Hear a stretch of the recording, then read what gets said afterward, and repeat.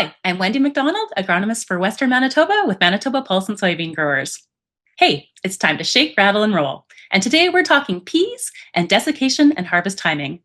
It can be tempting just to drive by quick and guess if it's time to start or not. But here we're going to talk about how peas are looking now and a few fun things to do and think about when you actually do get out and scout your pea crop to determine if the time is right. Areas of the province are seeing pea fields quickly maturing and getting closer to harvest. And there's been some reports of pre-harvest spraying that's already taken place. Other areas still have lush green pea plants with a few flowers yet. It really varies from area to area and field to field. A coworker described the rainfall we've received in the 2025 growing season as flimsy. That's so true. The rainfall has been lacking and inconsistent for so many, especially those in the Interlake. And when something is flimsy, it's really hard to get things straight in the end. It just makes it extra tricky to decide timing for desiccation and harvest when fields are not uniform all the way through. So sometimes it's going to be best to harvest different parts of the field separately.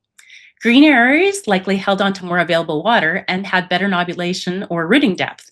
And the areas that yellowed first, they could be moisture-lacking sand ridges, or they could be premature ripening due to diseased plants. But this year, it does seem like less disease in the peas than normal. So here's some tips for staging field peas for desiccation and harvest timing. Think of the oldies. Think Elvis and think wrinkles. Think of your golden years, and when you're starting to slow down, you're probably around 80, but not ready to go into the bin until you're 100. Peas fields uneven or weedy, they could benefit from desiccating or pre-harvest weed control or swathing to make that harvest easier. But when's the right time? Well, look at pod color change and start checking those fields about 20 days after flowering. Get out into the field and check several places, but it is the least mature areas of the field that are the most important to check. Peas are ready for those options at full maturity, so that's usually late July or early August when conditions are hot and dry.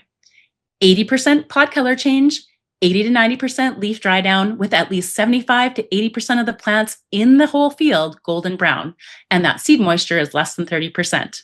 Determining the evenness of maturity across the field, that's tough.